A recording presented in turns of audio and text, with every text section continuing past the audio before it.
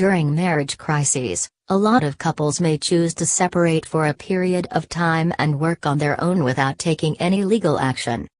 Then problems have cropped up. Can a separation temporarily save a marriage? Yes, it can, but then a more complicated question comes: will a separation really save a marriage? The answer is not necessary. Research found that more than 50% of couples who ever separated still ended in divorce finally. Does that divorce rate look similar to the general divorce rate? Why?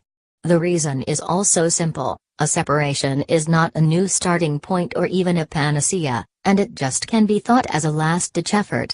To a certain extent, a separation is like a dress rehearsal for legal divorce. Marriage problems need to be addressed by both parties. Generally, a separation just can relieve pain from struggle, and it also does not mean positive changes can take place naturally without efforts. If you take your hand out of hot water, you will definitely feel relief, but that hardly changes the high temperature of the water. In most cases, a separation serves two purposes below. 1. It allows you to start the process of keeping away from your partner. In other words, you utilize the separation as a half-step toward divorce. 2. You attempt to escape the current tension, but without any change or resolution. Unless you use a separation appropriately, a separation cannot play a role in finding healing. In many cases, couples separations are unavoidable. If you have to separate from your partner and you do not want to get a divorce, you may read the tips below. 1. Being apart in separate locations should be the last option. If possible, first consider a separation within your home. In this way, the separation creates a necessary distance, and meanwhile it can reduce a lot of anxiety and hurts during a relationship crisis. 2. Know clearly about how you keep connection before a separation. Some couples may not have any contact with each other during this period. First, if those couples have children, children will be involved and thereby this is unreasonable. Secondly, having no contact easily prompts one party to build his or her own individual life. If couples come to this point, the tendency of divorce will become apparent. Now you must better understand why a separation is often like some kind of dress rehearsals for breakups. Disconnection is always a factor that constantly damages a relationship, and it is very likely to result in many unexpected marital issues.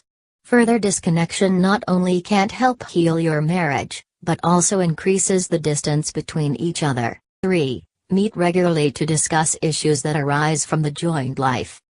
Make sure to periodically touch base with your spouse, and work together to address those issues, for example finances, and schedules, that can lessen each other's anxiety.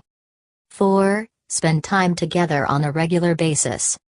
Just get a chance to stay together in a relaxed mood, and without talking about any relationship problem. You could set up a time to eat lunch together, have coffee together, walk together, or do other activities together with few expectations. In this way, the disconnection in a relationship can be healed to some extent. 5. Make a commitment on how you improve yourself. Stagnation in self-growth can hold back the recovery of your marriage, but if you intend to begin your growth process by yourself, you may ask help from a marriage counselor or a trusted friend. During the separation process, you should focus on those things you can control, instead of allowing the relationship to be derailed or destroyed by the pain of the separation. And your own direction is what you can control all the time. You can point yourself in the direction toward self-development, and you can move in the right direction toward reconnection with your spouse. 6. Don't act in angry, reactive, vindictive, spiteful ways. It is inadvisable to incite a reaction or teach your spouse a lesson. Don't attempt to make a point during your separation, just aim for re-establishing a connection and an alliance. If you react in vindictive or angry ways, most likely, you will merely confirm your partner's reasons why he or she wants a separation.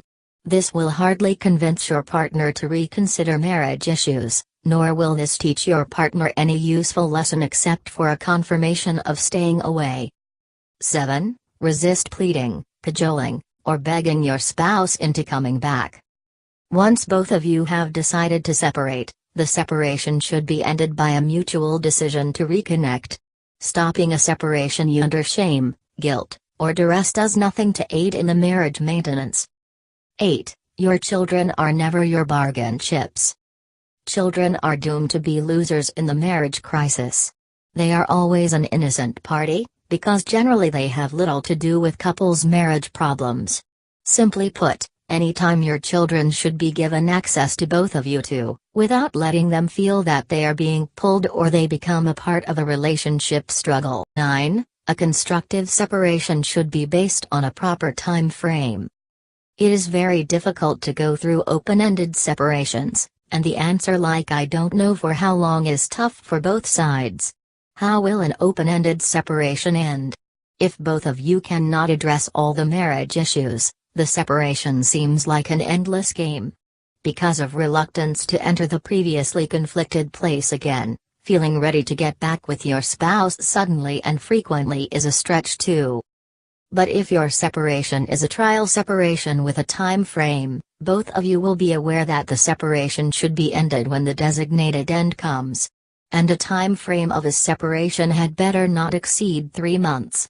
Even if your partner does not agree to set up a time frame together, no need to treat that as a point of struggle. It is also normal, after all, you just can control yourself. 10. Start with the end in your mind. Before you begin separation, you should understand that the ultimate reason for separations, securing a connected and strong relationship, and moving beyond all the marriage problems. Although separations are thought to be inadvisable, they do happen from time to time. So, in case a separation becomes unavoidable, you should learn to set up in a more beneficial way. Don't let your relationship be derailed by separations. Thank you for watching. For more free marriage saving tips, you may click the link below to go on watching.